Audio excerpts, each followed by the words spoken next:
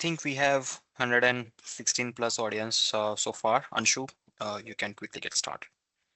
Hello, everyone, and very good afternoon, good morning, or good evening, depending on your time zone.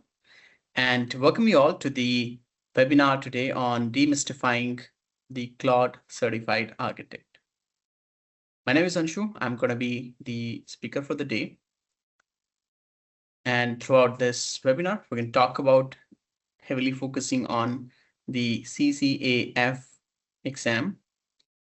I myself CCA-F certified and also been into the space of AI and analytics and data for more than a decade.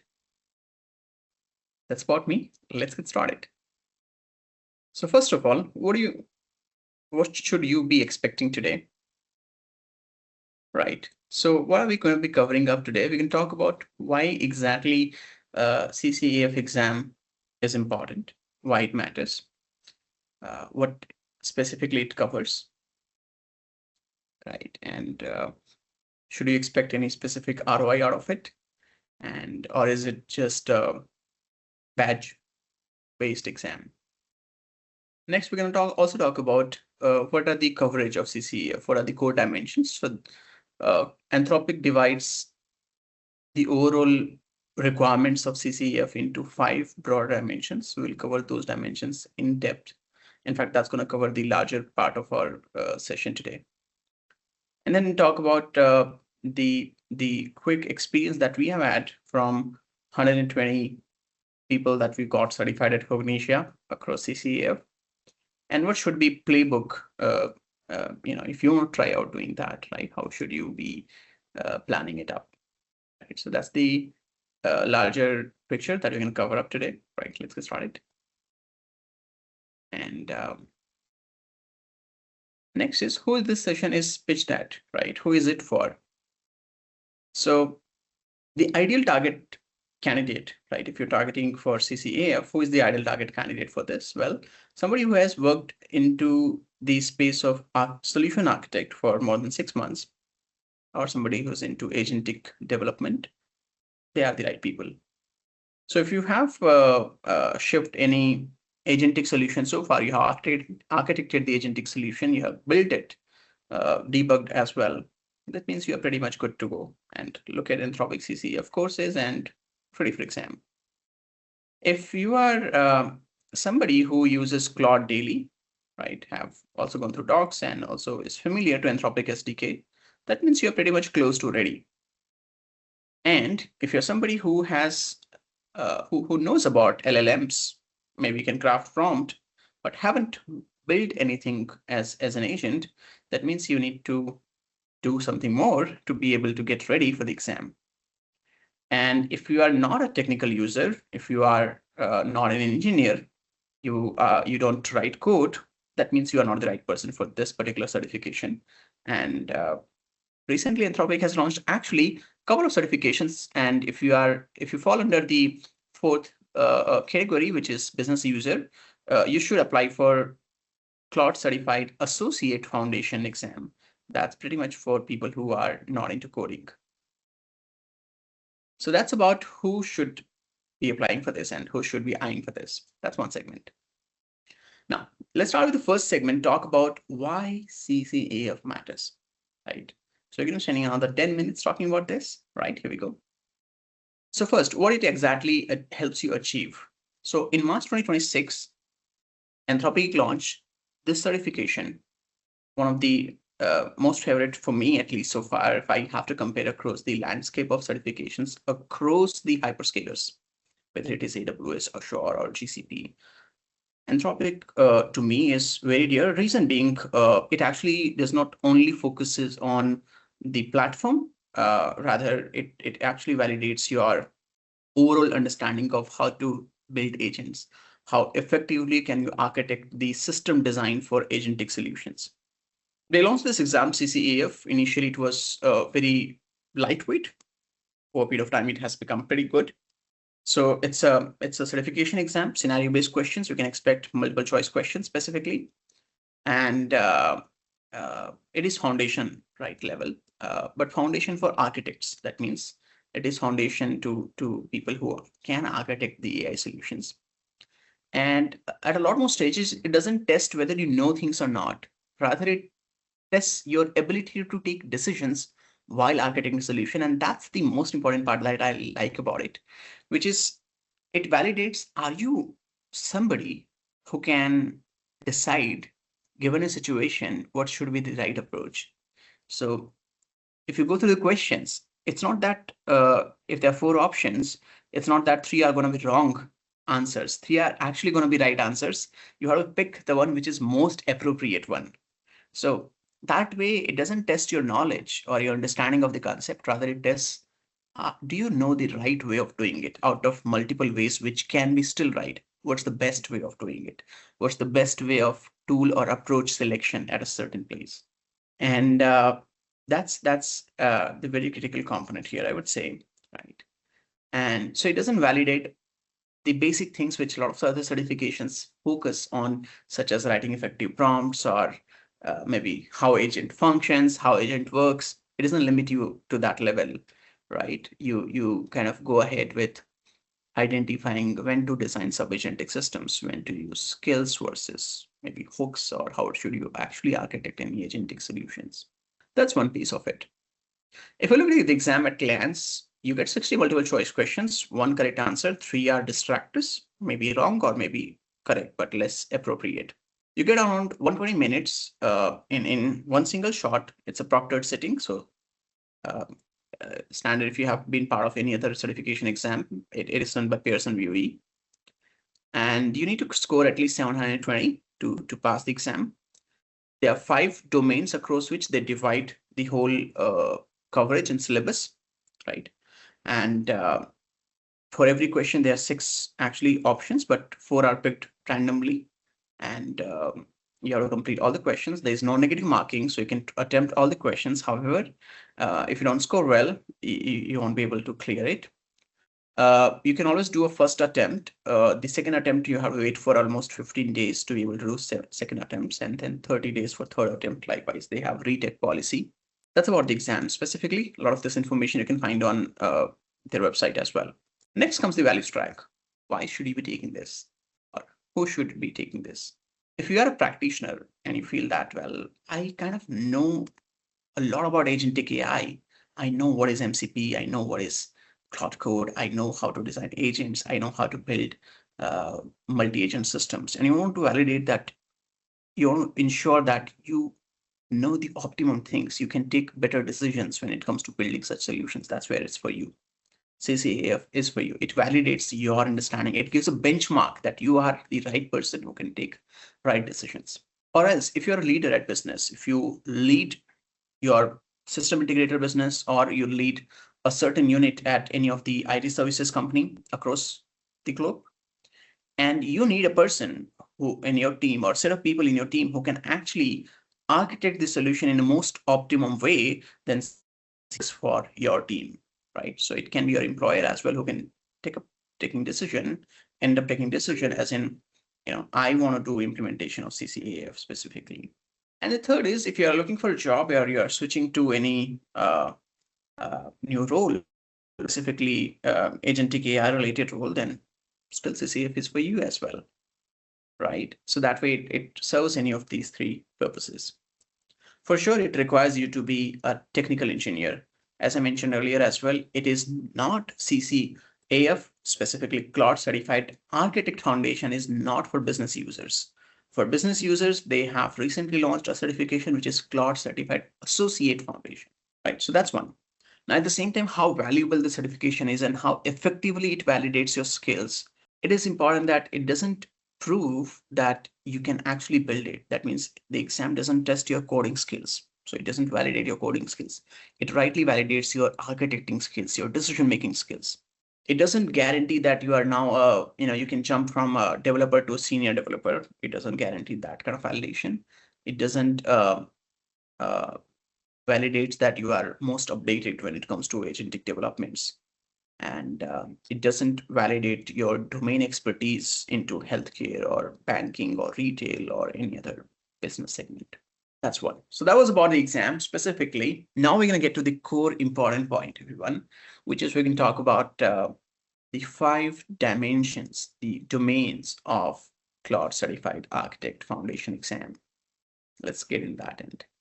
So this is where we're going to spend most time, right? And we'll be kind of getting deeper into each of the domain, understanding some of the most important concepts, and going through some of the important notes that you should be taking or considering for the final exam. If you're already preparing for the final exam, this segment that we're going to go ahead and cover is most critical for you. So make sure that you keep your ears on and you are synchronized with me. Here we go. So first, this oral exam covers 2 dimensions of knowledge. One is universal architectural concepts. So how well do you understand agents, tools, MCP? How well do you understand Claude code in general? Let's say coding, assistive coding in general. How well do you understand LLM's capability? How well do you understand context management for language models? A lot of generalized concepts. How well do you understand LLM evaluation, prompt evaluation, agent evaluation, regression testing, tracing? How well do you understand how do we handle failure modes? How do we do programmatic gating across LLM driven solutions?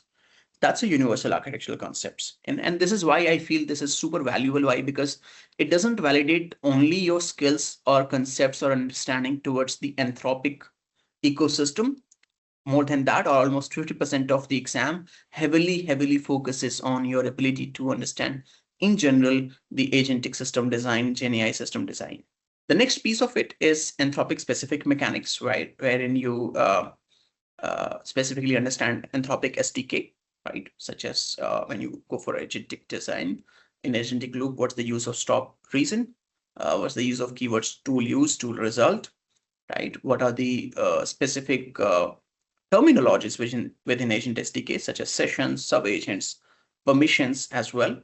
Claude code understanding, high-level MCP understanding to prompt engineering understanding, different APIs such as Bash API and Stream API, prompt caching across Anthropic. So that's pretty much Anthropic specific features, which are quite generalized. If you are good at one of the other SDK as well, it will be super easy for you to understand these. So these are the 2 broader domains. You can kind of think of 50% of split between the 2. Right. So that's one. Now, the specific half, each of the 2 segments that we spoke about just now was important, was critical. And why is it? Because even if you know a lot about Anthropic specific features, but you don't know about the universal concepts at large, it'll be difficult for you to clear the exam. And similarly, if you're good at any of, you come from maybe experience from Google ADK or Graph, or maybe experience working with Microsoft agent frameworks and the ecosystem such as semantic kernel or AutoGen, that actually validates maybe your 50% of understanding towards the system. However, the Anthropic specific features you need to still go through. That means it doesn't validate that if you come from specific agentic background and haven't worked with Anthropic so far, it doesn't tell that you're going to be able to clear it effectively without having to go through Anthropic courses. Right. So we'll also look at, what are the courses that you should be going through, right? So in questions, they ask a lot about maybe a production scenario given, and they ask about latency ceiling, cost ceiling, compliance rules. In some cases, they ask about architectural questions, and some cases a lot about which approach is the best approach to go ahead with. So on a whole, overall exam is divided into these 5 domains. The first is agentic architecture and orchestration, which heavily focuses on agentic loop, stop reason. The second is tool design, right? So 27% focuses on domain 1, agentic architecture orchestration. Domain 2 is tool design, where there is the sequence is different based on descending order of feature. I mean, the contribution coverage. So the second domain is tool design and MCP, which contributes to 18% of questions.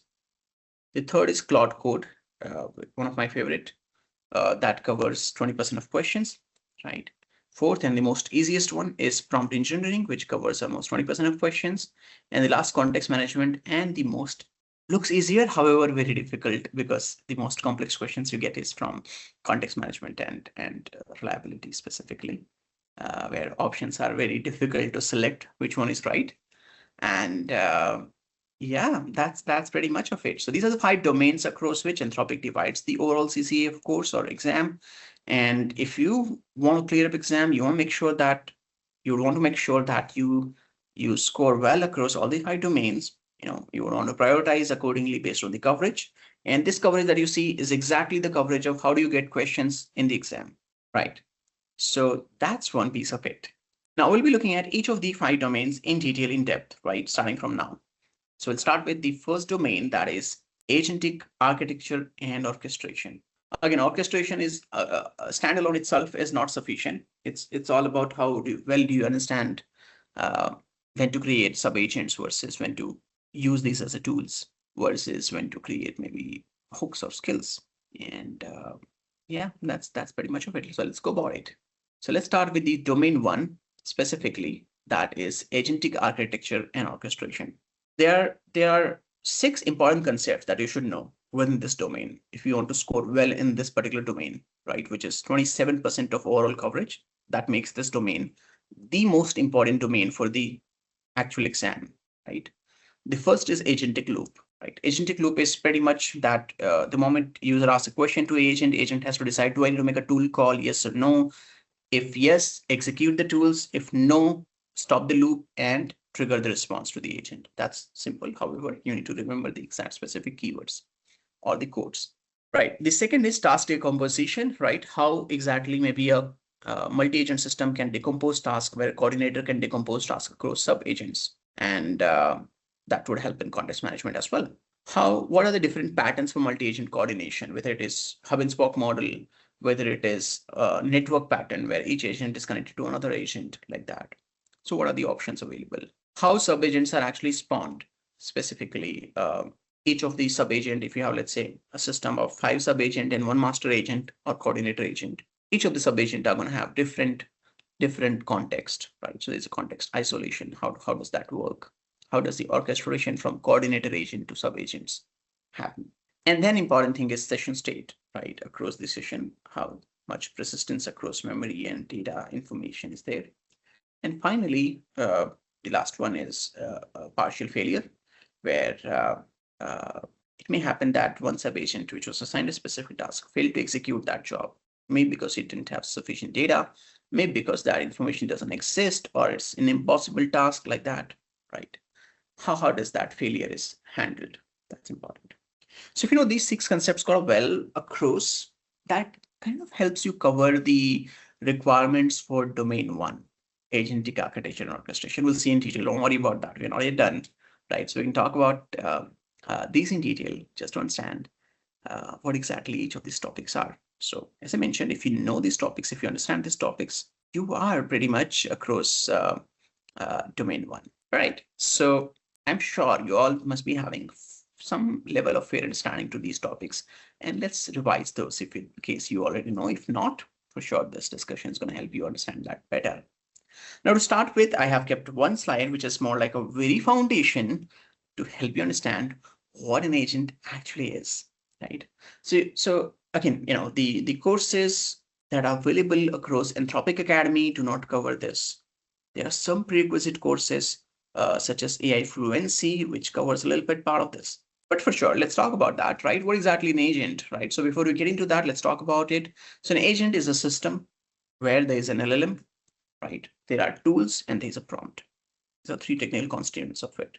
That prompt or that guidance enables the LLM to do planning for any given task, create and define a plan, and then execute that plan, take actions. When you execute the plan, take actions, there is an outcome of it. Observe that output and again replan if needed, or else stop the loop. That is fed to the my bad, wait a second. Right, so here we go. Right, so as an input to an agent, we kind of send a prompt at first, right? And the prompt can carry the input. It can carry a specific format such as the role, the context, the instruction, a set of rules to follow, the criteria and constraints as well. And then LLM based on those inputs decide what should be my next step. Do I have to make use of a tool call or not? LLM already has access to a set of tools based on which it can decide which action to take. LLM takes an input, does a planning and decides which action to take and takes an action. It observes the result. If the result further requires tool calling, it continues the loop at large. And when it feels that, well, there's no need to do tool call, we have achieved the outcome that we needed, it stops the condition, it stops the loop. That's how an agent functions, right? So if you look at three core constituent of an agent, it's prompt, LLM, and tools. And the sequence is prompt along with the user input is fed to LLM. LLM decides which tool to execute. It executes tool. The moment there is no tool use or the tool use flag is false, in such a case, LLM is going to stop the loop or agentic loop is going to stop, and that's where it will exit and it has done the job. For example, let's say if I ask the agent that, hey agent, can you help me in doing market research for all the companies using AI in manufacturing, and what's the right way of doing that? So agent can do some sort of research on internet, gather data. So researching, planning that it has to do research on internet, gather data and observe that, that's a plan. And then triggering an API call to do search on internet is action. Reviewing the result of internet search and accordingly deciding, do I have to do it again or not? That's observation. So planning or reasoning, action or tool execution, and observation are the three core phases of an agent, right? So that's one idea so far about how an agent functions specifically. Now, is an agent a chatbot, or it's a workflow, or everything is same as agent? Well, these three are three different things, right? A sample Gen AI solution or a chatbot would be more like, you have the LLM, you pass an input and you get an answer, like how standard ChatGPT used to work. It has now changed a lot. A workflow is also referred as workflow agent, which is where you define a pre-designed set of steps, step A, step B, step C, step D, step E. Each of the steps may make an LLM call or make an API call or do something else. A sequence of these steps where there can be multiple LLM calls, but those are fixed, temporalized already, that's called workflow agent or workflow. And then when you have an LLM accessible, which has accessibility to a lot of tools, and it can take a decision which tool to execute or not, it can do its own planning, it can execute the plan and observe the outcome of the execution. That's what we call as agentic pattern, right? So that's one idea about it, the difference between the three, right? What we are looking at it for now is agentic pattern, which is the third case, right, in the current domain specifically. So how agent actually runs, and this is the most important slide for domain one, everyone. That's going to help you understand the agentic loop specifically, in a very, very clear way. Here we go. So first thing, you have an application, right, which is where you can redesign system prompt, and you can feed the historical context as well, the tool definitions of which tools are accessible, and along with the user input that's fed to LLM. LLM can be Claude here. So Claude, whether it is Haiku, whether it is Sonnet, or it is Opus, or it is Fable, it's going to decide what to do next. Do I have to answer the question, or to answer this question, to address this input, do I have to make a tool call? So it defines a keyword called stop reason. Do I have a stop reason? If stop reason is, end turn, right? So if stop reason value is end turn, that means there's no need to make a tool call, finally generate an answer. If stop reason is tool use, that's where what it's going to do is it's going to execute a specific set of tools. That means model cannot generate answer, it has to continue. It will identify a set of tools to execute. The result of those tool execution will be appended back to the message history, and that is again fed as an input to the LLM, right? So that's a loop, right? This is precisely a loop, you can say. And again, that goes to Claude. Claude decides, do I have to stop or do I have to continue doing tool use? If it is tool use, again, go ahead and repeat the same process, execute the tools, capture the outputs, append that into message history, fed as input to LLM again. The moment stop reason becomes the end turn, that's where it stops and generates the final answer. So by default, the model is stateless. The model, Claude model, or any LLM in general are stateless. They do not remember the context, right? So we have to always keep appending the messages, tool outcomes, previous messages into the message list and keep feeding that to LLM. So default nature of any language model, not only Anthropic, Claude, even if you look at Gemini from Google or OpenAI GPT, the default nature is always the LLMs are by default stateless, right? So there's no memory as such between the calls. The second is model never executes the tool, right? Model simply decides which tool to execute. Our code, which is the SDK, has to trigger that process of tool execution, right? And that's what agentic loop contains, right? Agentic loop is about. The model only has information. The model even doesn't have information to the code inside the tool. It only has information of the name of tool, description, what tool is for. That's very important to think. And third is the input arguments the tool expects.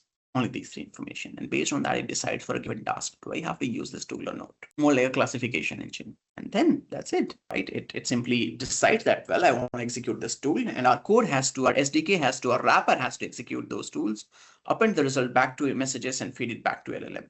That's what agentic loop is about. Let's go next, right? So agentic loop is more of a contract. It's not a pattern. It's like there's a fixed rule when tool use would be. So whenever Claude decides that, I have to make a tool execution, that's where tool use would be.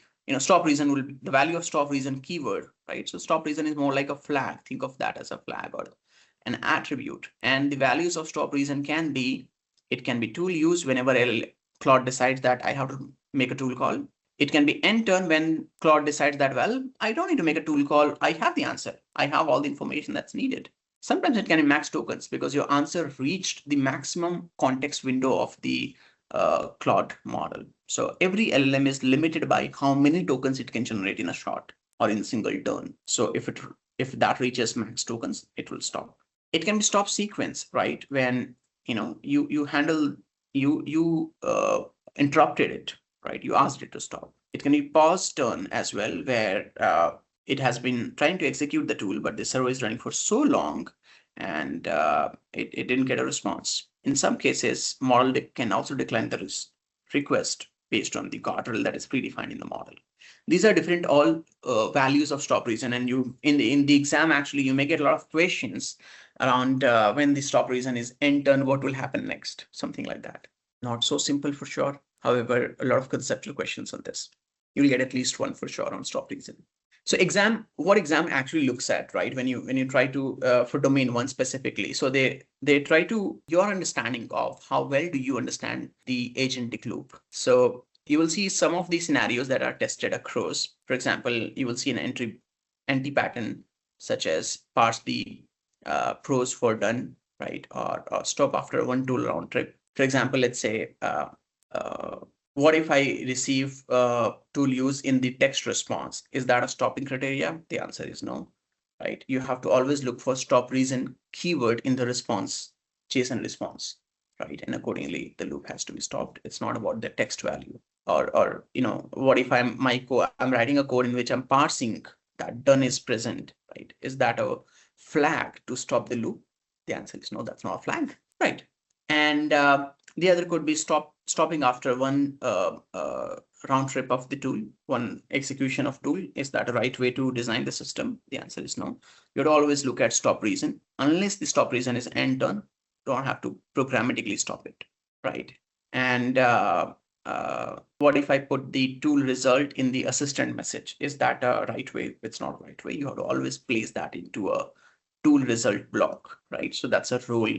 There are multiple roles: user role, system role, assistant role, and tool use role as well. So likewise, these are some of the, you will get a lot of questions which are around tool utility and stop reason specifically.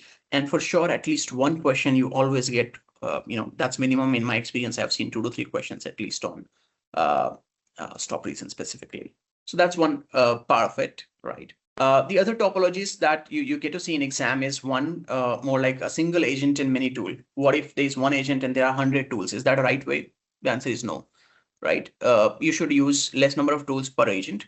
However, if there are many tools, are those tools separate from each other, right? Is there a different context? No, there's always, when it is one agent, even if there are 100 tools, there's one single context that is maintained, one loop that is executed. Often agents fail when you attach so many tools. So ideal idea or strategy is always to use lesser number of tools per agent, typically 5 to 6 tools per agent. The other is, you get a lot of questions around coordinator specialist agent. So hub and spoke model. So, there's a coordinator which is expert, and then there are a lot of other sub agents across that. Each sub agent has set of tools depending on their expertise, right? And in hub and spoke model, each of the sub agent cannot see each other's response. They share a common context with coordinator, but not with each other. You get some questions around sequential pipeline, like a workflow agent piece. So whenever the business case that you're dealing with, for which you're trying to build an agent, if that is deterministic in nature, that means you know the exact set of steps. That way you should go for sequential pipeline. If it is not deterministic, such as troubleshooting, such as error handling, such as nature of use case like sales or debugging, in such a case, you should always go for agentic pattern, not go for sequential pipeline, because every time the same sequence may not be the right way of doing it. And then in some cases, you get questions around isolated review, right? So when to do that, right? And that's where you can always select this when you want to do a specific analysis, right? A very valid and balanced analysis or testing of the agentic solution. That's where you should go for this. And yeah, that's pretty much of it. Right. So that was about domain one. The last thing about domain one is when not to choose multi-agent as a right answer. So whenever you are, choosing chasing latency, right? You want high latency, low latency solution. Multi-agent is not right way, because coordinator divides the task into sub-agents and sub-agents execute that, submit back to coordinator. So it takes more latency. So you should not choose multi-agent as a right solution. You should go for single agent if the priority is latency, low latency solution. If there is a boundations on rate limit, so let's say if you have single agent, it will make one lesser number of LLM calls. And if you have multiple agents, each agent will make more number of LLM calls. The moment you shift from single agent to multiple agent, the number of LLM calls will increase. And if you have a error of rate limit hit, in such a case, multi-agent is not a right way to do that, given the nature of task. Whenever there is a larger task and sub-agents, you looking at multi-agent systems, the larger task needs to get divided. However, the subtask needs to share a common state, needs to share common data. That's where also multi-agent is not a right way of doing it. That's one. And yeah, that's pretty much of it, right? And whenever context is always small, right? It's not super large. In such a case, also, you may not want to go for multi-agent as a right way. And if this, it is not possible to trace the point of failure, multi-agent is not the right way of doing it, right? And yeah, that's pretty much of it.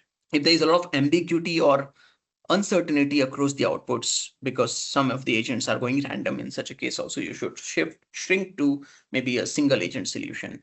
So you will get in exam such scenarios where one of the option will be multi-agent, and you should not go for that. That's important. Right. So now we'll shift to domain two. Well, we can talk about the idea to tool design and MCP integrations. We'll also get to understand what exactly is model context protocol. However, this exam doesn't teach you about foundations of MCP. It expects you that you already understand MCP at large, right? And you have fair understanding to MCP in general as well. That's an assumption. That's an expectation from you specifically. Right. So let's understand more about this. And before that, if I have to take a question, how to apply for Claude Associate Certificate? Well, I can show you a link at the end. Swapnil, right? That should help. That's available on Anthropic. You can simply Google search Claude Certified Associate Foundation, right? That's also CCA-F. However, A is associate there, and here A is architect. That's the only difference. Yeah, I mean, that's a key difference actually when you look at from a tech competency point of view, right? I hope that answers the question, and for sure you can. I can show you a link at the end in the chat for Claude Certified Associate exam, and they have pretty good self-paced courses available for that as well. So let's come back here towards the domain two, right? We can talk about tool design, what it is, and what to expect here. Here we go. So what are tools? As such, tools are actions which LLM can take as part of an agent. So a tool can be, let's say, a simple Python function which does a specific job. Now coming to Python, Anthropic SDK is available not only in Python, also in .NET, Java, JavaScript, few other SDKs as well. And so yeah, a tool can be a simple Python function. It can be an API call. It can be a database trigger. It can be a database query function. It can be anything. There are a lot of predefined tools that Anthropic offers as part of its SDK. And it also facilitates an option to create a custom tool as well. So you have two options of tool, pre-built tools or custom tools, broadly two options. Now, what are the 6 important topics in domain 2? Let's talk about that, right? Domain 2 is 20% of coverage, which is important. 1/5 of coverage is on domain 2, approx. Sorry, 18%, close to 9%. Domain 3 and 4 have 20% each. So 18%, right, which is still significant one. And I feel this is one of the easiest domain if you understand domain 1. So if you have a good grip on domain 1, domain 2 becomes super easy for you, because tools are more like a subset of agents. If you understand agents well, tools are easy thing for you to do. And MCP is very easy concept. Here we go. So the first thing that you need to understand that for tool design, what matters, right? When tool selection goes wrong. As we discussed previously, an agent sees 3 things about a tool: the name of tool, description of tool, and the input arguments of the tool. Now you can't do a lot about name. Name cannot be super large. It has to be shorter. Description is what matters. If description is unclear, LLM is going to make error in tool selection. It's going to make wrong tool selection, and that's where agent will not work in a right way. If the tool description is not clear, it is ambiguous, it is shorter than required, less likely, high likely that the agent is going to make error in selecting the right tool for right job. So that's, you get at least 1 or 2 questions around this idea of improving tool description, given the situation that an agent is designed for so and so job and agent is not able to select the right tool. What could be a problem? Is it about we have to remove all the tools? Is it about we have to change the tools, we have to reduce the tool, increase the tools, or we have to improve the tool description? And in such a situation, you have to always choose the idea that a lot of larger piece of error contributing to agent not selecting the right tool is coming from the description is ambiguous, it's not correct. So you have to select that particular option. Next comes the schema design, right? You have to define the right schema. More importantly, specifically for the input arguments, right? For the tool, where you can use enums. Enums is where you provide specific option that you can pass A or B or C. Enums are more easier for LM to choose from. Or you have to provide a lot of examples and description for each of the argument as well. That's about schema design. Third is about second is about schema design. Third is about structured error responses, right? So if you're designing tool, make sure that when tool fails, in whatever situation tool can fail, your function should return very structured and natural language error so that your agent understands why it failed. For example, let's assume that there is a tool which has to make an API call. And as an input argument, it has to have product ID, category ID. Now, let's say LLM called the tool and it didn't pass product ID, it passed category ID. The function throws an error. If LLM is not able to understand what's the error, it won't be able to parse the product ID from input argument or from the database and retry it. So it is very essential that if you design a tool, custom tool specifically, or even if it is pre-built, you have to write a wrapper on the top of it where you design all the situations where there can be error and pass a structured error response so that LLM understands that well, and it can recorrect its own input the way it provides input for arguments and retry the tool execution. Otherwise, it will fail at large. And I feel this is a very, very critical concept that is important. And I have seen at least 1 question coming from this for sure. In fact, 1 or 2 questions specifically.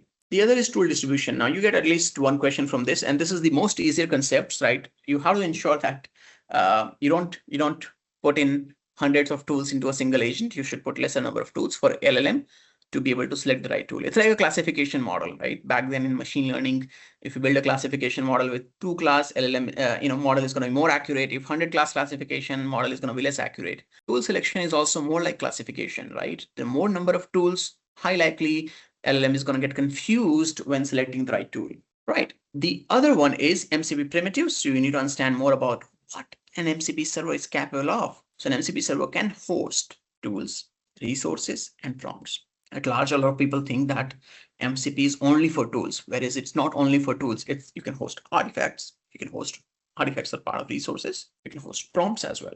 And finally, server configuration. MCP server has 2 transport mechanisms. One is STDIO, and the other is streamable HTTP. When to use which one, that's important.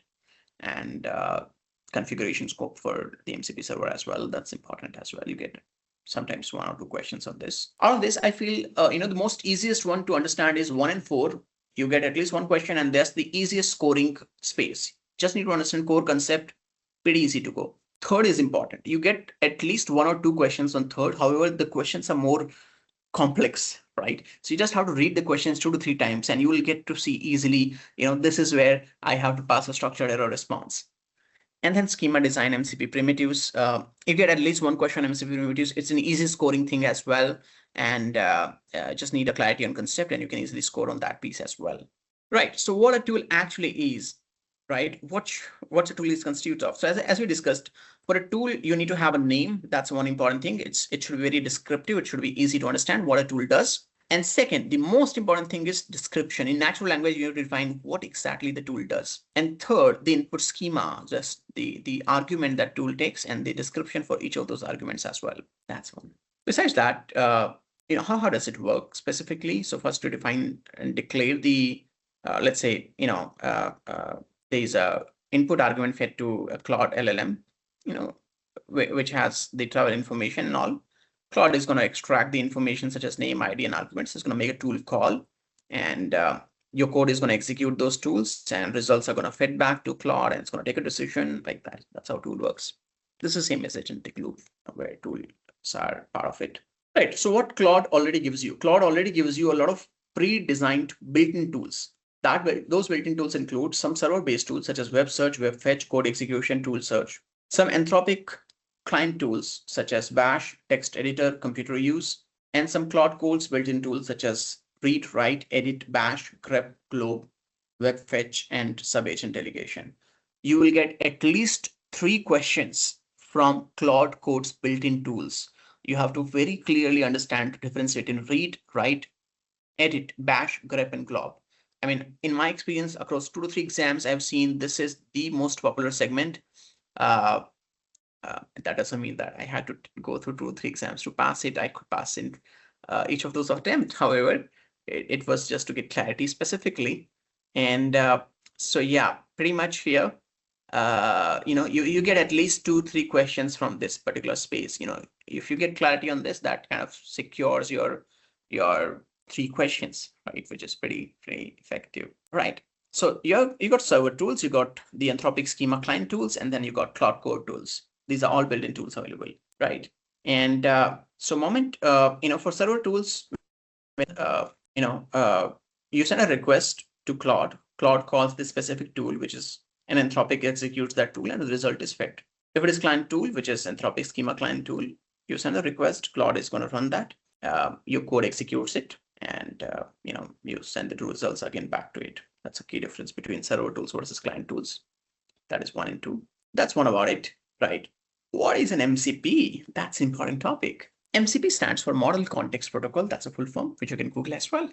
Now, what's it exactly? See, when it comes to building agents, tools are an important part of agent because tools define what an agent is capable of doing. Where do you place the code base of tool? You place it along with the agent. If you do that, if there are multiple agents, each of the agent may need maybe some tools commonly, and there would be a lot of code redundancy, which will make it difficult to maintain. Also, it may happen that these codes are executed every now and then, which makes it difficult as well. What if these tools are heavy in compute? In such a case, what we can do is we can separate all the tools from agent, host it at a common place, and give access to those tools on a request basis to multiple agents together. That means you create a separate layer of tools and a separate layer of agents. Connect them via common protocol such as Model Context Protocol. So MCP was launched back in 2023 December. So it's going to be 1.5 years from now by Anthropic itself. And worldwide used today, right? Very standard protocol for agent to tool integration. How does it work? So MCP is an open standard for how agents can interact with the tools. You need to have a host application where you have an MCP client. So a host application can be an agent. It can be a Claude chat.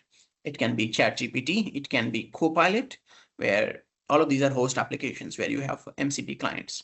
These clients can connect to any custom MCP server or any OEM MCP server. For example, GitHub provides MCP server, Jira provides MCP server, Postgre provides MCP server. So these clients can connect to these MCP servers. And that's where now your agent or host application is capable of performing operations across Jira or Postgre. This actually helps. You need to just create one MCP server for Jira or Postgre or common as well or separate, and then you can have hundreds of agents connecting to it. So with each of those 100 agents, you don't have to code about the tool base for access management for Postgre or Jira separately.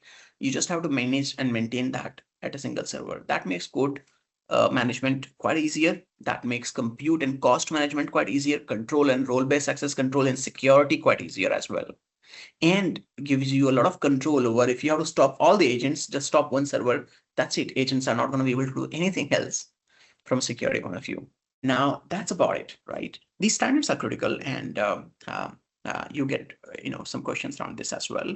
So how does it works functionally is that the moment host receives an input from user, host actually sends a request to the server to do discovery which tools are available. And the server always responds that, well, I have so and so A and B and C and D tools. The server advertises its capabilities specifically. It's like, I'm a server and I got so and so tools, right? And so it advertises capability, the tool's definition, description, and all of that. The model then asks, what this tool can do actually. And whenever model receives any input, it identifies which tool hosted on which server can be actually used. It then sends a request to that server to get the tool executed and receive the output. Once the output is fed, that's fed to the model, which generates the response at the end. There are two transport mechanisms between the model, which is LLM, and the MCP server. One is STDIO. If the server is hosted locally in the same premises or compute environment as that of the agent, or streamable HTTP if the MCP server is hosted remotely and is to be accessible via HTTP protocol. These are the two options. Right. So now let's get to a point where we talk about a quick overview of what kind of questions that you get. So when a tool fails, you always get error, and errors should actually be output, shouldn't be exception. So errors should actually help LLM to understand what it should do next, how it can resolve that error. So make sure that when you do tool design, one important thing is that you do structured error response, where you in natural language mention the LLM, what is failing, why is it happening. So you have to do a lot of error handling in your tool code when you design any custom tool, right? So agents in Anthropic SDK always expect a structured error result, which should have error category. Is it retriable or not? What's the message for the error? What's the suggested action, so that LLM can retry that. And usually this is important for humans as well, so that they can debug error. And same goes for agents as well. So each of this field is important and critical. Make sure that when you do structure, tool design, these attributes are critical, so that you design it in a way that agents can debug it, troubleshoot the errors automatically. So it's a very generic thing that troubleshooting always requires information. If your error provides sufficient information, agent is going to be able to troubleshoot it. So that's one piece of it, right? Three important primitives across which you get questions in the exam, right? Where most of the questions test your understanding towards MCP and tool design. The first is tools. Who selects the tool? Who executes the tool? So tool selection is model control. However, the execution is SDK control, where SDK has to do that, or code wrapper has to do that, right? The model decides which tool to execute. Model decides how many time to execute. Model decides what arguments to pass to the tool execution. That piece is model controlled. How does model decides it? So context, the user input helps the model to identify what inputs to pass to the tool execution, right? And so that's about the resource is pretty much application control. That means which inputs can be passed to the model. How will model decide the input argument to the tool? That's heavily depends on are you providing sufficient context to the model, right? So that's application controlled. And the input prompts, where the details are likely to be present, or the details, the information to fetch those details are to be present, that's user controlled. So these are the three kind of control issues. So sometimes you get a lot of questions around, if this is the error, where is the issue? Is it about we are not passing sufficient context? Is it about model is not able to do right tool selection? Is it about user has not passed the right input? So you'll get some scenarios of questions where there is an error, and you'll have to identify what's the real source of error. So you'll have to first decide that, is it there is an issue for tool selection? Is it that issue that maybe LLM is not receiving sufficient context to extract the right inputs for the tool execution? Or is it that the user himself or herself didn't pass that information? So you have to define where exactly the issue sits and accordingly select the right option. Right. So make sure that you remember there are two transport mechanisms, STDIO and STTP, streamable STTP, and that's one. And pretty much of that, right? The structure error handling is important. Context window management is important, right? That we pass sufficient context to LLM so that it can do, it can extract the input arguments for the tool execution, right? Other than that, if you have multi-agent systems, make sure that you don't concentrate all the tools across single agent. You have to distribute across multiple agents. There can be some overlapping tools. Do not put too many tools to one agent. That's important, right? These are some of the kind of scenarios that you get to see in the exam. And also, you should not put one agent per tool as well. That's like not needed as such. You can put at least a couple of tools. 5 to 6 is a very good count. Right, so that's about domain 2. Now we'll move on to domain 3. Domain 3 is on Claude Code specifically, right? And so that's very different from domain 1 and 2, because domain 1 and 2 was specifically around Anthropic SDK. However, domain 3 is on engineering productivity. Also validates how well do you understand Claude Code and its architecture. And I actually like a lot of Claude Code's architecture, because the amount of information, the flexibility that it gives, that's amazing, right? I have no words to describe that. So yeah, let's talk about that specifically, Claude Code. So what are these 6 important topics that you should know about Claude Code? You know, you will get questions in exam around this. The first is instruction hierarchy, right? So in Claude Code, whenever you create new project, we can always store instructions for that project in Claude.md.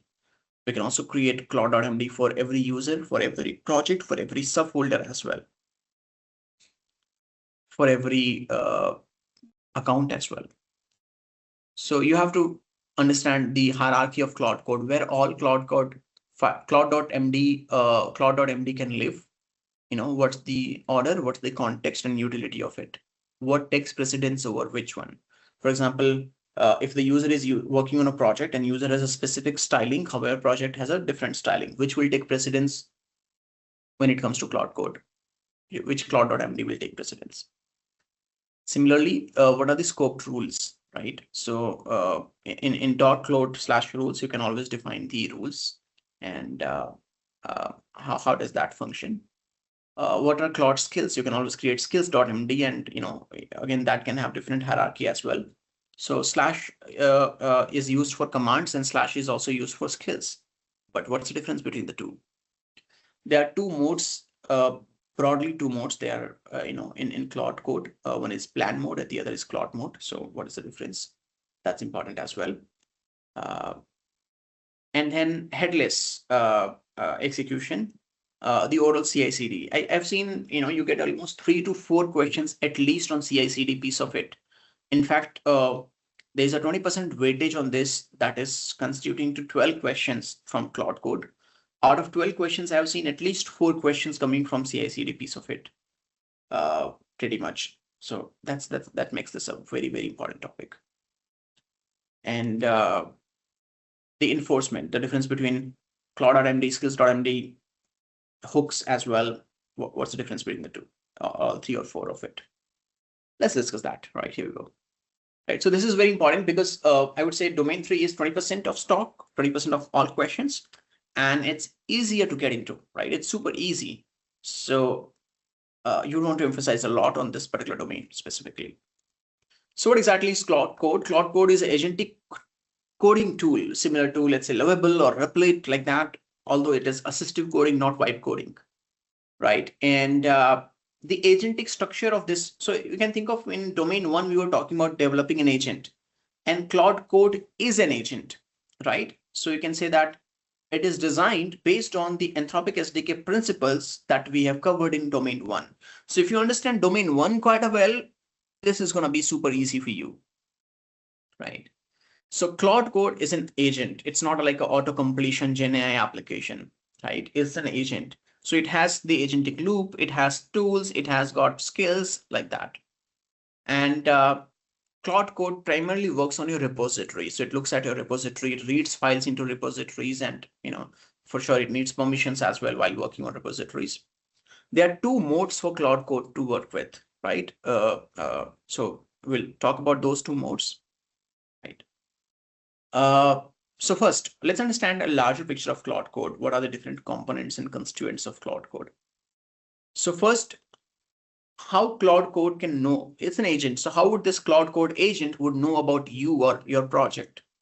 And that's where it has some repository files which are specific, such as claude.md .claude/rules, right? Some memory as well.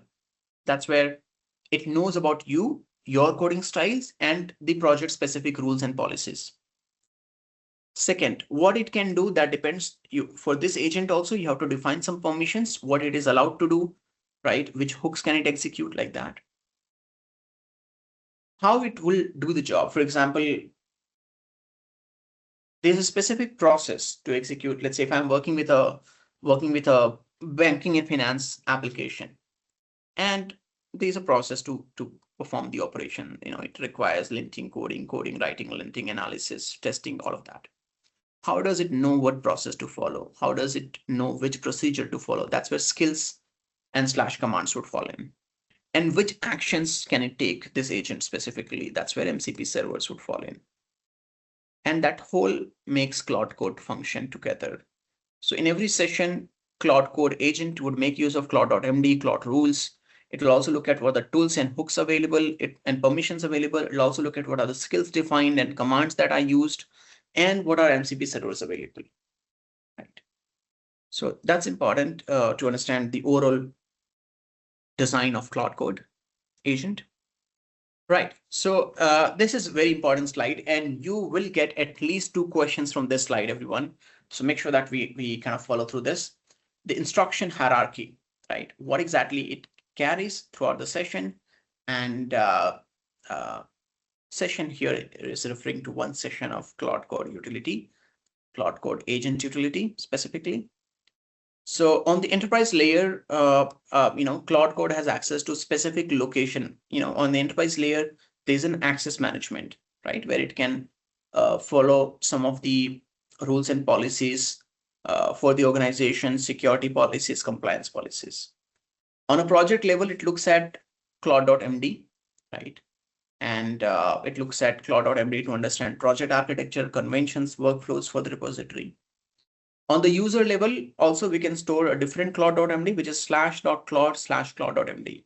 Now, make sure that you understand both of these locations, because you will get a question in the exam around this.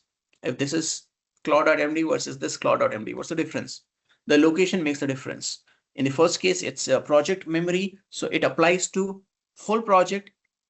If there are 10 users, it applies to all of them, right? For that project specifically. Whereas the second one is a user specific. So if there's one user working on 10 different projects, this will apply to all 10 projects for that user specifically. Depends on what that user do. For example, I'm a tester. So I would want to write testing instructions in my Claude.md. So any project that I get to work with, my Claude Code agent will apply my testing guidelines on all those projects, covering the project description stored in project Claude.md. And that's the most interesting part. You see how effective it makes. Right. And then you have, you can also store Claude.md in subdirectories as well, which will make it specific for that subdirectory. Then you can have memory.md written by Claude, which is managed by Claude based on your questions, how you manage things as well. That, this is where the learning that Claude does from your corrections. Right. So yeah, that's pretty much of it. And make sure that these 5 things are the most critical one. And if you understand this, that helps you largely cover the 70-80% of requirements of this domain specifically. And you can easily, clear, I would say, 7 to 8 questions if you understand the slide specifically. At least 6 to 7 questions for sure. Right. So that's one. And so make sure this is a repeat. Claude.md is about guidance that Claude holds in every session. .claude/rules, anything ***md for the guidance applied on specific files. Skills, where these are skills that can be used across multiple users, across multiple projects. /commands for predefined commands where we don't invoke specific prompt by Claude agent. Hooks are something which always get executed. So you can attach hooks to any specific skill or any specific tool, any specific sub agent. So whenever there is a sub agent A executes, always it should run hook B. So after any tool execution, let's say it executes a tool, the agent executes a tool, you can attach a hook on pre-tool use or post-tool use, like that. So let's say you can design a hook for formatting input arguments. You can design a hook for formatting output arguments, and whenever agent generates an output, the hook will be executed. If the agent executes a tool, the hook will be executed, like that. You can configure that piece. Right, now what are the modes? So there are two modes specifically: plan mode versus the Claude code mode, or versus the code mode specifically, where Claude can write execution or editing it can do.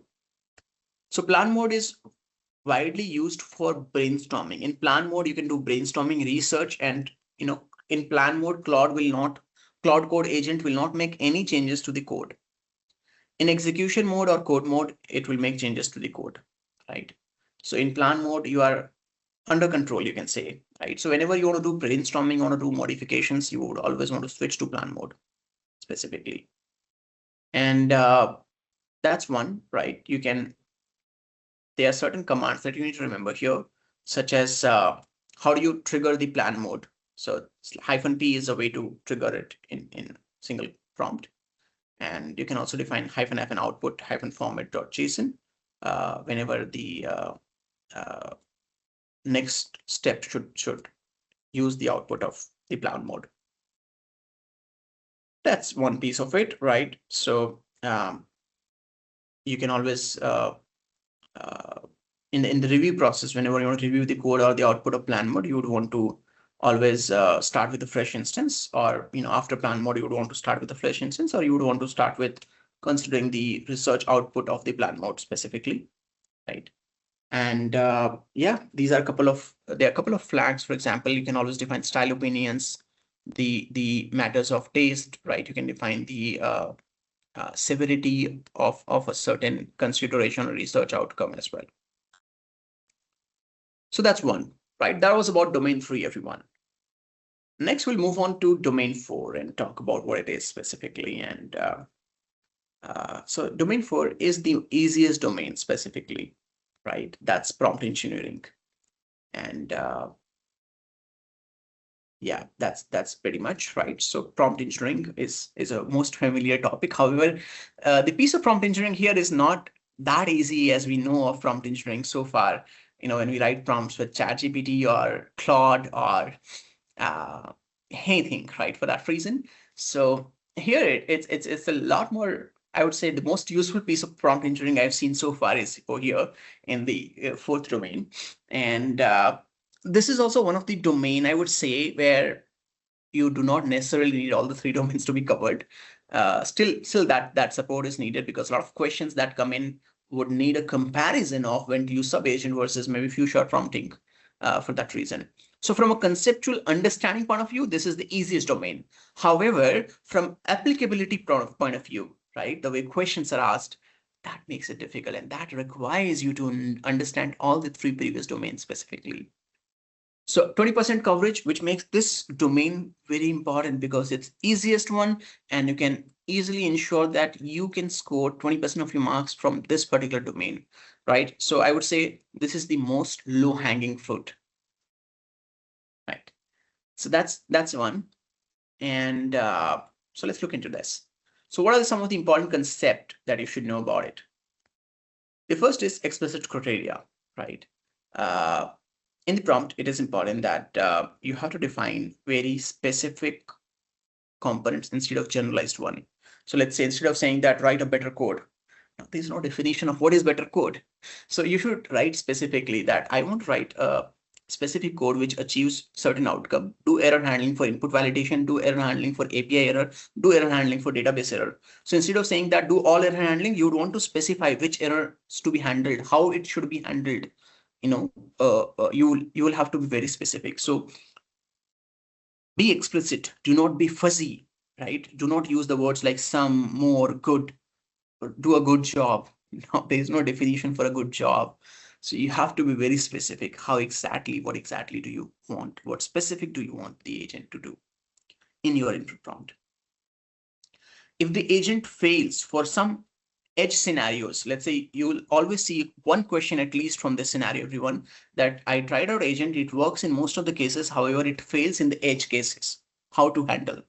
The answer to that question is few shot prompting, right?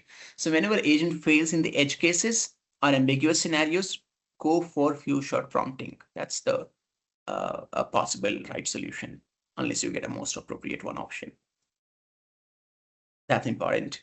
Whenever you write prompt, instead always it's important that we be polite to humans, and that way we have to be polite to agents as well and LLMs as well. So you have to use polite words. Uh, you see, LLMs are trained with human data.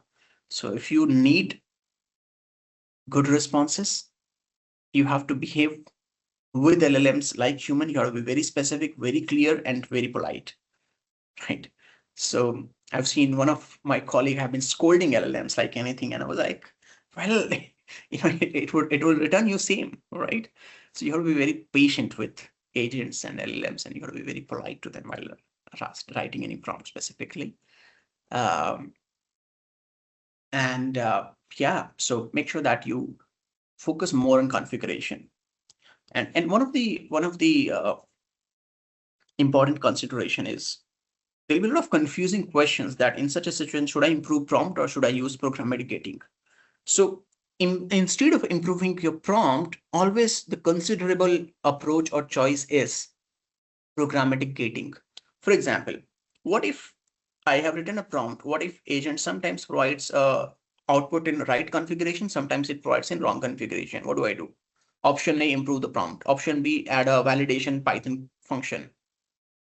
Go for option B, validation. Programmatic gating is always the most reliable option, right? Improving prompt doesn't guarantee that you will come out of this situation. It can try, right? But it doesn't guarantee. What if it's a critical one?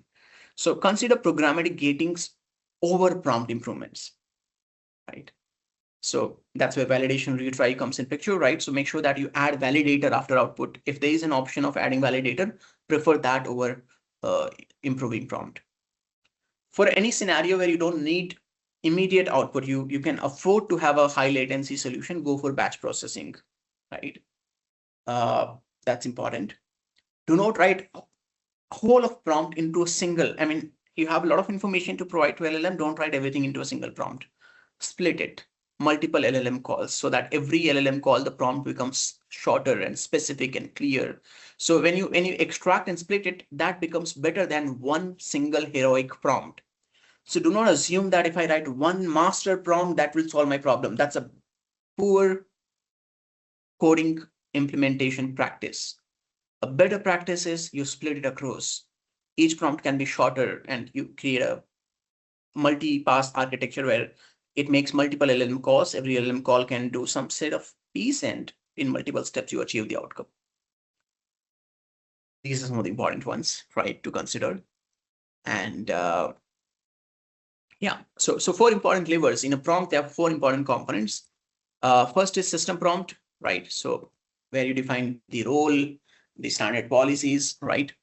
And that's one-time definition. Then your user messages, where you have user assistant, tool use, and tool result. Then you have tools as well, where you define the description as well, and parameters. These are like all of it that goes into a single LLM request. So when you make one request, it contains your user prompt, it contains your system message, it contains your tool descriptions, it contains your parameter descriptions as well, and all the parameters such as max tokens, temperature, stop sequences, all of that. That whole goes to Claude. Claude decides what to do next, right? Claude can decide, I want to do a tool use, I want to do a stop, right? And accordingly, Claude can generate output of that, right? So one of the challenge that you will get to see in questions, and it's a real world challenge, is LLMs are not providing consistent responses, reproducible results, right? You need more consistency across, right? And that's where parameters could help. That's one way. And you can do some guidance in prompt as well. However, as I mentioned, solution to every problem is not prompt improvement.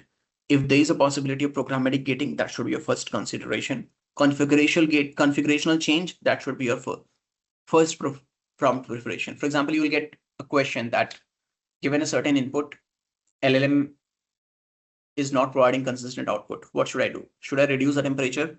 Should I add more guidance to prompt? Or should I add more tools? So now reducing the temperature can actually contribute to consistency. Adding guidance in the prompt can also contribute to consistency. But which one is better? So always your first choice should go to configurational gating or programmatic gating. That is, reducing temperature is pretty much of configurational gating. So that's one preference over improving prompt. So improving prompt can help, but doesn't guarantee. It's not the best way, right? So that's important, right? And so yeah, make sure that you if it is wrong tool chosen, tool description is the culprit, and if the values are modified, fabricated by LLM, that's where you would want to either make a check or improve the prompt specifically. So that's one, right? Second is schema, right? Make sure that you provide specific schema, as in how the output should be produced. You can always do JSON formatting across in the LLM request to Claude. You can define a JSON schema, how the LLM should generate output. That makes it very structured, right? So that's a very basic concept. So I'll quickly jump into that because that's very common thing that you can always do a JSON schema configuration, right? Because a lot of times when you expect LLM to generate a response in JSON and you say that provide JSON response, sometimes LLM may say that, well, this is my JSON response, and then it will give you JSON. Now that whole object payload is not a JSON, so it fails. So you have to use a configurational approach there. There is a way to configure Claude request that it always provides output in JSON object format. Right. Second, you don't want to LLM to do invention or fabrication of values. So you would want to always define a criteria that, well, if the information is not available, provide NA. You would also want to define a schema. The schema can be defined by using typing or pydantic data model. I'm sure if you come from agentic background, you have used pydantic data model. That's the easiest way to ensure that LLM produces all the required outputs, right? So use pydantic data model schema or typing data model schema. Any of these would work, right? That would help you ensuring that you get all the outputs that are needed. These are pretty much programmatic configuration, right? So that's one. Make sure that you define that if there is, let's say if you expect LLM to provide 6 outputs and one of them is not feasible, so you have to mention the LLM that do not, if it is not present, provide NA there, right? And always add programmatic gating to validate the LLM response. If it fails, make sure that your gating function or validation function always provides a structured natural language output so that LLM can understand where it went wrong. So that's one. Do multipass, right? That means do not pass tons of information in one single prompt. Divide that, right? So extract the information, validate, review, escalate if needed, right? And this is important concept, everyone. A batch API versus real API, you will get at least 2 questions for sure from this topic. So whenever you need a you need to process high volume data, you can accommodate high latency, go for batch API. If it is real-time chat applications, you would always want to go for real-time API. If it is interactive work where maybe multiple tools needs to be executed, that's where you can go for synchronous requests. If it is where there is a lot of pre-built information that you have to provide to LLM for certain scenarios for multiple set of calls, that's where prompt caching would help. That's one part so far, right? Next is the domain 5, right? The last domain having 15%, the least coverage. However, it's a very short domain as well. And a lot of Anthropic courses do not effectively cover this domain. In my knowledge so far, it may happen that Anthropic may come up with new courses on Anthropic Academy, which may cover this effectively. However, at least for now, it doesn't, right? So what are the important topics here in context management and reliability specifically? So one is context economics, right? So you have to make sure that, first thing we have to understand what is context management, right? So LLMs have a fixed set of input that we can feed to LLM, right? I mean, you can't exceed that. What if our input context, like, collection of messages of user input, assistant output, user input, assistant output, increases the whole context? In that case, you'll have to trim it, or you have to shrink it, summarize it, right? So there's a fixed window and you have to keep moving. So one way is like you keep cutting that context and pick up the window, recent window, or else you keep shrinking it, right? Preserving what's important, or else extract and summarize it. Likewise, there are multiple ways to do context management specifically. So first, it's important to understand that there is a budgeted window available, and we build solutions in a way that it manages the context effectively. So you may get a scenario, let's say whole context is important, but context grows larger than the limit. What to do? Go for multi-agent solution, because every agent will have a different context in that case, and every context will not be large enough. So likewise, you'll have to understand, take a right decision to manage context. Similarly, what if we want to let go of some information? So you want to ensure that we do context shrinking by preserving what's important, right? Part of the whole conversation, instead of resending everything. Design escalation structure, right? Where in case the context goes longer, everything is important, hand it off to human execution.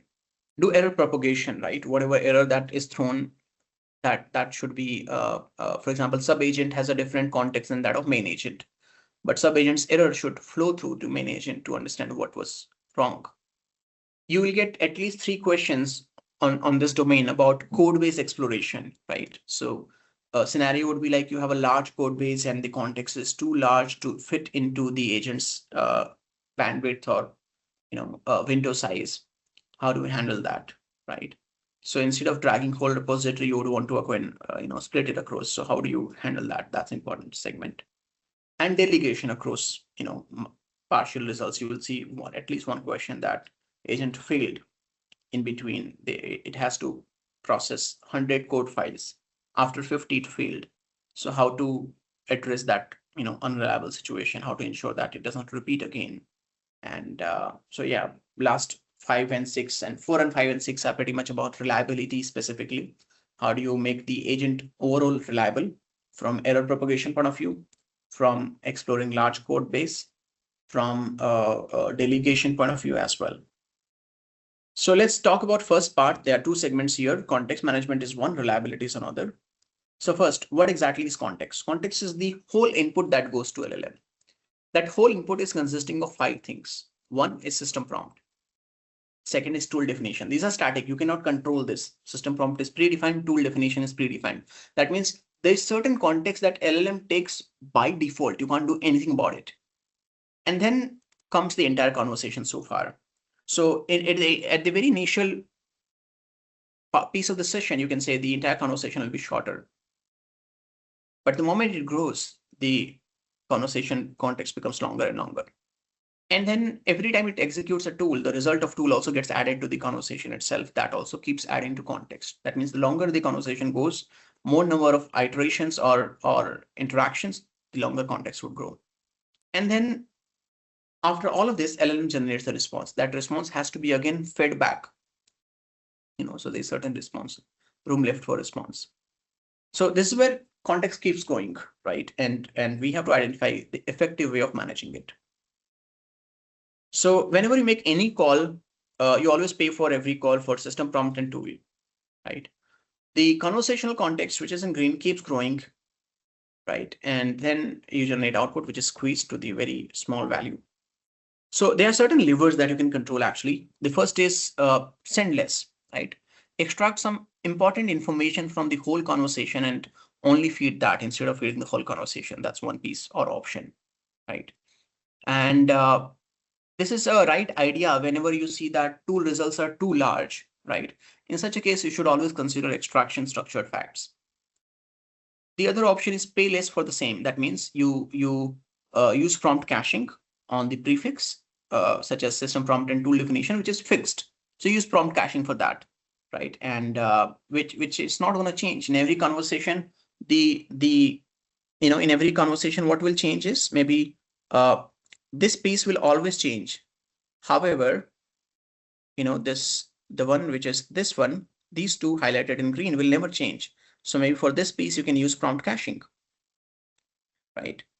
The other option is keep it somewhere else, right? For example, if there is a constraint, right? Maybe something about output. Let's say I need this as an output format. Now you may not want to pass that as part of input prompt. You may want to keep it somewhere else so that at the end, when the final output is generated, you're happy with it, that prompt will be fed. So you divide your prompt into multiple sub prompts, you can say. Delegate, right? Create sub-agents where the task gets divided. When it gets divided across sub-agent, each sub-agent is going to have its own context. That's where you can do effective context management. So whenever you are referring to you're looking at optimizing the overall cost, right? And in the context, lesser context specifically, that's where delegation is important. And if you want to make a constraint survive, in such a case, you want to keep it somewhere else. You don't want to pass it everywhere, right? And yeah, that's pretty much about it. So that's about context. Last piece, context is a budget. So you have to always compete against the options, right? So you may get a lot of scenarios where you have certain situation and how it results, and maybe what should you do. For example, verbose tool output is like very large. In such a case, you should extract the specific values from it, using Pydantic data model. If the session learns too longer, you can say constraints are stayed there. So in such a case, you should write a specific state to scratch pad or artifact file and re-reference it so that it can always keep using it instead of writing the whole into a context. If you're exploring a large database or code base, exploring a large code base specifically, you may have to read everything to find, some of the values, right? That would fill your whole context. In such a case, the good idea is that you search for the right value or right component using built-in tools of Claude Code and read specific files instead of reading all files. Let's say, think of it like I have 2000 .py files in a code base, and my agent has to search for something. So instead of reading all 2000 files in one shot, it should first use a tool to search for a certain keyword and only read those files which have that keyword, right? So that's one piece of it. Or else divide all the files into multiple sub-agents and delegate across. That's also another option. Other is large table prefixes. If you have large prefix for tool references, like so many tools and long system prompt as well, in such a case, prompt caching would be a right option. If you have too many tools definition, right? So you can use multi-agent systems, or you can also do some dynamic discovery of tools as well, depending on the need. So these are some of it. Then comes the reliability piece, right? Reliability piece is where should we trigger the escalation or not, right? Should we escalate it to human, right? Or should we escalate as an error? Or not, right? So these are some of the scenarios. Now you get slightly less questions over here, but this makes this is very important component at the same time, right? So where to select escalation? Wherever if the agent tried something and it failed again, it tried something and it failed again. That's where when it fails multiple times, it should escalate it, right? If there is certain input which is outside agent scope, in such a case also it should escalate it. If the user is distressed, user is talking about something which is very harmful to humans, it should escalate it. If the agent is generating some response and agent is not confident about it, it should escalate. So these are some of the scenarios where instead of producing unreliable results, the agent should consider escalations. And while escalating, it should have specific categorical reason why it is escalated so that right human can pick it up. And it should also define while escalating what it has tried and it worked or it didn't work so far, and what user input mentioned at the beginning, right? And what agent has provided so far. It should provide all that information. So that's one piece of it for reliability part. Right, partial failure. What if the agent fails after completing half of its job, right? And yeah, that's pretty much of it. So it should keep, whenever it has done certain piece of it, it should always provide that update to coordinator so that coordinator can have that context, right? And then if it fails, let the coordinator decide, right, what action to take, whether to escalate or if there is a better version of doing that or way of doing that. And that's one piece of it, right, at large. And in case if there is certain data that is missing, it should define that or it should label that error as well. Right. So that's one. You get again at least one question on this failure piece as well. So that's about domain 5, everyone. This is where we covered like all the 5 domains, right, at large. For sure, it was a little quick. However, this session was designed for that quick structure. But some of the important coverage, if I were to summarize everything, right? In domain 1, make sure that you understand the stop reason is important, right? What are the values of stop reason? You get some questions around that. In domain 2, tool result, that's important as well. Tool use, tool distribution, right? Tool description is important. Transport mechanisms of MCP servers are important as well.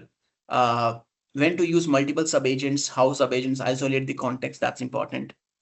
The understanding to MCP, what are built-in tools of Claude, that is an important component. For domain 3, Claude.md, the concept of Claude.md, skills.md, hooks, you get one question at least on this comparison, so that's important one as well. How to do context management given different situations, that's a critical one. And yeah, when to do escalation, when not to do escalation, that's another critical one for reliability point of view. So this was about the overall coverage review, right? And next we can talk about, what we have learned so far, as in, at Cognixia, when we've seen like we have trained more than 120 professionals across CCA-F exam, what has been our experience so far, and some of the insights that will help you plan for your exam if you're planning that out, right? So first of all, right, we see a lot of people who come from AI and agentic background, they come with certain understanding to agentic design. At the same time, tools and MCP, a lot of them come with fair experience with prompt and output. However, in most cases, those are not sufficient. The blue here, shows the current understanding of the participants so far across 120, and green shows the ideal expectation across, in order to clear the exam for those who have cleared it actually. So it's not that you are, ready for, you understand these concepts at high level and you're ready for exam preparation. There is still a gap between how well do you understand it versus how well ideally it should be, or how well ideally you should be understanding the concept. So there is a lot of effort that you have to put in terms of focusing more in understanding the concepts, right? And then you can prep yourself better for exams. That kind of validates your readiness for the exam. Anthropic at large provides some of the,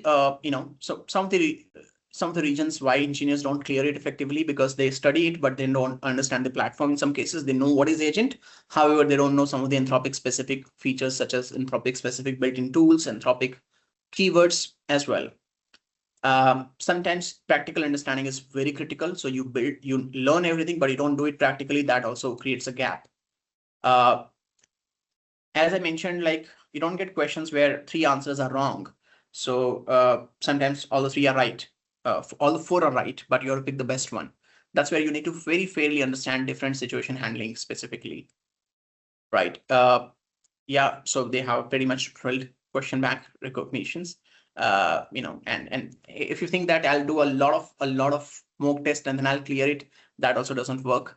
A lot of times questions are complex and longer, so it may happen that you fall short of time as well. And they also do a lot of enhancement in questions, how questions are structured. So I like that enhancement specifically. That makes it really less easier to clear that out. So that means it needs a lot of practice, both on exam and concepts. Right. So what you can actually do here is you can plan, you can first identify where do you sit currently. Are you the one who builds it? If yes, then you kind of have to spend at least 12 to 18 hours for 2 weeks and you should be ready. If you have done architect kind of program, or you architect agentic solutions, that requires a bit more, because you need to get super deep into Anthropic specific SDK components, spend almost 20-25 hours over 3 weeks to get this sorted. If you are good at prompt, however, you're not built anything, you come from technical background, you're still aspiring for this, you will have to spend more time here, 30, 40 hours or 4 to 6 weeks to get ready for this. So what's your playbook? What should be your playbook? Well, Anthropic provides a specific exam, right, in which you get a lot of questions. These are some of the examples of questions. However, now it is different. I can see a lot of questions come from CI/CD. That's my code generation CI/CD. That's my experience specifically. However, it can change. So you get a lot of questions, how to work on any given scenario, right? How to address that. That's important. So make sure that you read the question 2 times, right? That's very generic situation. Make sure that you read the constraint. A lot of times, even if you don't know the answer, you can actually grab the answer just by reading the constraint again. They always provide one constraint, one limitation in the question, which will actually drive you to the right answer. Read the question line again before the options. They provide context and question, 2 different things. Read the context again. The context actually keeps repeating for multiple questions. You should still read it again for every question. Eliminate on the platform rules, such as tool use and all. Based on the explicit rules, you can eliminate the other answers as well. That becomes a bit easier for you to choose the right answer, and choose the one which survives the most. Always the best answer is always the most stable answer, consistent answer. Right. Anthropic, here's some of the examples of questions. For example, a support agent has 3 tools: lookup, order, explicit, lookup an order, check a refund policy, and issue a credit, right? Tester reports that roughly a third of this conversation end with the agent describing what it is about to do, and then stopping it, right? Logs, while looking at logs, it shows that a single API round trip in those conversation is happening. So it just triggers the API once towards the issue, right? So you can kind of look at multiple options, and it's not that always longer answer is the right answer. When you try out a lot of practice exams on Udemy and others, you will see those are all AI generated. And one of the easiest way to identify whether the answer is actually good or not, if you see the out of 4 options, the one which is longest one, if it is AI generated, it will always be the right answer, like in this case, as you can see, right? However, this one is not, it's shorter. But if you see there is one option which is like 2-3 lines, read that first. Most likely that's going to be right answer.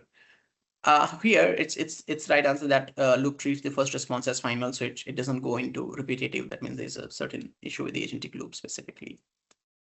So we'll skip the question specifically for now and shift on to the other one, right? Part, which is the courses, right? So if you're preparing for exam, there are 7 free courses that Anthropic recommends that you should be taking, and we also recommend as well. So these are the 7 free courses. My strong recommendation is to at least complete the course 1, Building with Cloud API, that broadly covers domain 1, 2, 4, and 5. Cloud Code in Action covers domain 3, and Cloud Code 101 covers domain 3. Introduction to MCP covers specifically domain 2. So if you complete the first 3 courses, that kind of prepares you for largely exam, right? The last 2 courses are not that critical, right? The first 3 are the most critical one. The first 5 are quite sufficient to prepare yourself from a concept point of view. However, you need to do still practice. Right, so that's one about it. Here is some sort of cheat sheet across, which in the interest of time, I'll have to skip this to get on to the last part and put some segment on question and answer piece, right? However, you can expect some of these separately as well. So yeah, these are some repetition of what we have already covered. Now, next is how do you manage 60 questions in 120 minutes, right? So you can average out that you need to spend 2 minutes per question specifically. If you are not able to solve the question or you don't understand it quite well in 90 seconds, you should flag it and move on to the next one. Once you complete all the questions, then you can come back and revise it. Keep the last 15 minutes reserved for whatever you have flagged so that you can revisit those questions with a fresh mindset and again come back, right, and solve it. A couple of key guidelines: make sure that you read the constraint first before the narrative. A lot of answers are hidden in constraint. Read the questions before the options. Read the question second time again, and answer from the scenario. You'll get a lot of answers from scenario, right? Just flag it instead of getting stuck to the specific question. If you're not able to solve it, flag it and move on. And do not do guessing, right? Although you can do guessing at the end, right? Don't do it at the first point specifically. Right, so that's one so far, everyone. The credential is more of a receipt here. However, what you gain as a knowledge and strategy, that's preparation is what makes you a good architect, right? So the preparation journey is what is the key outcome, I would say, which is important. So whether you clear it or not, however, if you have done a great preparation, that actually adds a lot of skills. So don't, if you have already tried and you couldn't clear it out, don't feel bad about it, right? You have prepared it. That makes a lot of that makes you a lot more capable across being able to design an agentic system specifically. Right, so that's about it so far. And now we will dedicate last 15 minutes to questions and answers. And I'll stay on the chat to address question and answer specifically, everyone. And you can post your questions in the Q&A section. Here we go. So how to apply for Claude Associate certification? Let me give you an example. Right, how do you do that is, second, I'll show you. So there's a link on Claude Anthropic website. You can actually get to those quite easily, right? And yeah, that's pretty much helps a lot. Pretty much you have to get to the Anthropic Academy, right? That's where you will have to log in with it as well. Let me just bring up the link here. Anshu, there was one question from Swapnil stating how to apply for the Claude Associate Certificate. So I believe you have covered that. Yeah, no, we just that. Okay. Link here, which is help, right? Here we have the certificates on website. So there's a lot of buzz on internet, a lot of websites. So it becomes a little difficult to find the real one. However, give me a second, I'll show that up here. So this is link for Claude Certified Architect Foundation, right? And if you go to the certifications, you can see there is an option called Claude Certified Associate Foundation as well. This is the link for Associate Foundation. Earlier, there was only one certification. Now there are 4, as you can see. Claude Certified Associate Foundation is for business professionals, people who do not come from engineering or IT background. Rest, all 3 are for IT. Developer heavily focuses on coding. Architect Foundation and Architect Professional are for architects, right? So Foundation is like level 1, Professional is level 2, right? So Claude Certified Associate Foundation, your ability to use Claude.ai platform. I'll share the link for this in the chat, right? But yeah, that's should answer the question. All right, I hope we're good so far, everyone. Any other questions still here? Please let me know. So here you can apply for, register for exam, $99. Right? And in INR, it could be a bit different. If you access it from India, you should see Indian currency. All right, are we all good so far, everyone? Any questions still here? Hey, quick question. Can you hear me? Yes, I can hear you, Sachin, loud and clear. Please go ahead. Thank you. So the question I have, I was going through the, I think, website, and they mentioned that if your companies partner with Claude and then you can go for certification. I'm not sure if that is correct or not, but that's what that's that's precisely correct, actually. So you'll have to work with your organization to be able to apply. However, recently Anthropic has launched, so once you sign up, that's where they can apply. You have to request. Once you complete the courses, they can allow you to. So by default, they don't allow you, right? It has to go through the organization. That's a default setting, right? And the other options, partners, so let's say at Cognixia, we are partners, so we can allow you, or else your organization itself can allow you to kind of appear for exam. Right? Okay, or and else if you complete those self-paced courses, they enable that option on request. Okay. But for that, you'll have to first complete the self-paced courses, the one that we discussed. So for example, if I go for the, you will see here, if I go for this Claude Certified Architect Foundation, and you will see here wave exam guide and policies. That's where, based on your role, they provide a bit of a guidance across which one, what are the prep, and these prep courses are the same courses what we discussed so far. So once you complete these prep courses, they sort of clear, right? But it's much easier if you apply it through your organization. That's the best way of doing it. All right. Thank you so much, Anshu. Hi, Priyank, you got a question? Yeah, hi, Anshu. First of all, thank you for this session. That was quite helpful because we had a lot of questions and now I think it's mostly everything is answered. So one question I had, you showed us couple of courses, right, from Anthropic. So is it sufficient to clear the certification or do we need to do something else? Because there are multiple YouTube videos, multiple YouTube, Udemy courses.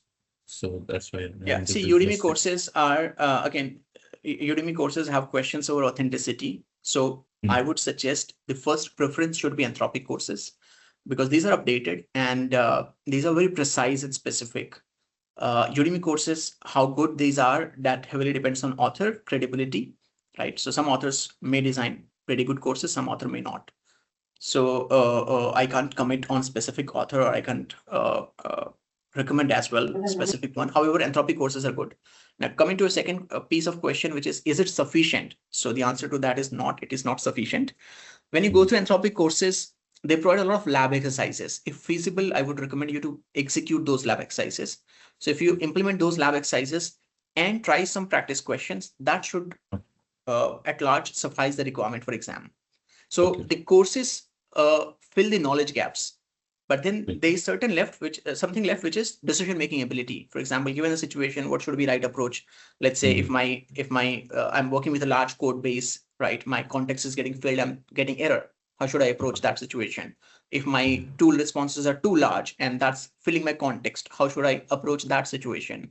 If my prompt is too large and my tool descriptions are too large, how should I use? So I should use prompt caching there. So these decision making are very critical. And in the first round of completing courses at large, you will understand the concept. However, it won't fill the requirement for situational analysis, right? Which is where either you need some specific good courses or else a lot of self-learning across some cheat sheets and maybe across some guided learning as well or practice test. So will the practice test and the labs which Anthropic provides is sufficient? Like if we do after Pretty the much, course? it fills a lot of requirement. At least it fills your requirement. So you won't be able to score 99% with those, but at least you'll be able to clear the cutoff of 720. Thank you so much. All right, everyone. Any other questions so far? Are we all good? Let me go to the chat. You can see. Well, looks like we're good so far.